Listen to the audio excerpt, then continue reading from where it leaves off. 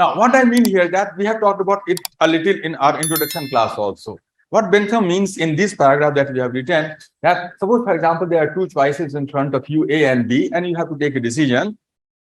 Then Bentham will say that looking at the action itself, you can never decide what no action is right and no action is wrong in an absolute and categorical term.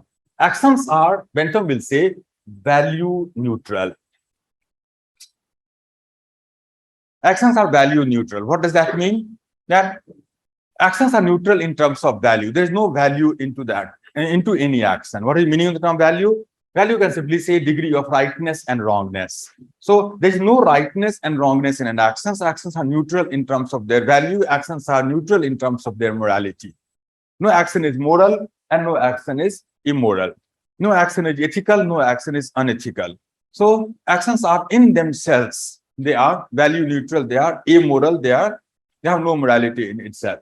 Now, from where the value comes up, from where the morality comes up, it is the consequence. So suppose, for example, C1 is the consequence of A, and suppose C2 is the consequence of B, then C1 will give a certain moral value to that action, and C2 will give a similar moral value to the action. So actions get their value, their morality from the consequence. So, for example, if this consequence is a good consequence, then it will give a higher moral value to the action A. And if this consequence is a bad consequence, then it will give a lower moral value to the action B. And accordingly, this will become right and that will become wrong.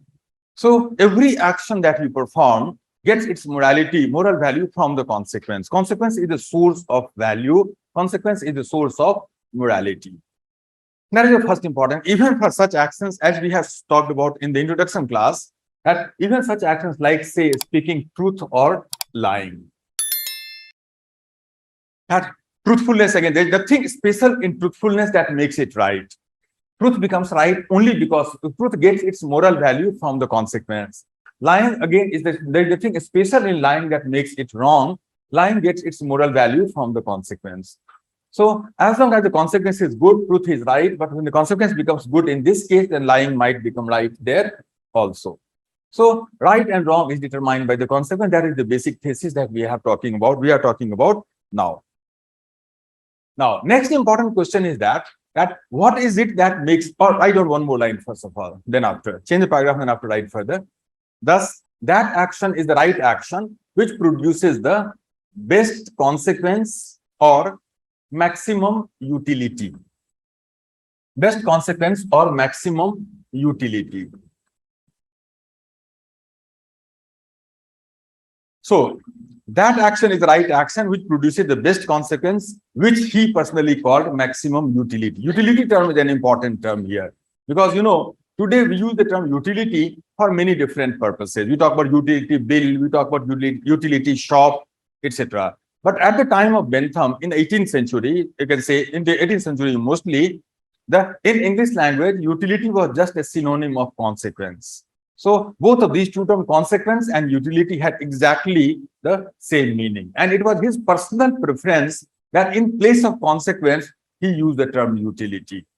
And from this word utility, the theory has got its name, utilitarianism. So in this language, in the language of, you can say, this theory, you can say C1 is the utility of A and C2 is the utility of B. So every action has a consequence and that consequence is called utility. Suppose, for example, if I ask you, why do you attend this classroom? You may possibly say, I attend the classroom in order to increase my chances of success in the UPSC exam. Now, your success in the UPSC exam is the utility now for your act of attending classroom. If you ask me, for example, why do I come in the classroom again? And if I say that I come to attend the classroom because I want to earn a good salary for myself, then my salary will become utility in order to utility of me coming to this classroom, my act of coming to this classroom.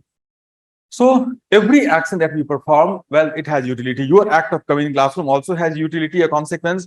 My act of being in this classroom also has a utility or a consequence.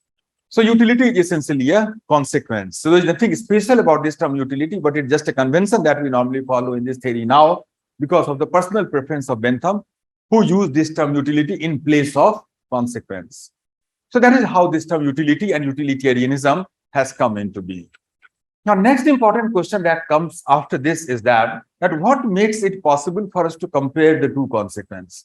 Comparison, as we can appreciate here, is an important part of the utilitarian philosophy. So how is it possible? What is the process and method through which comparison between the various consequences can be done?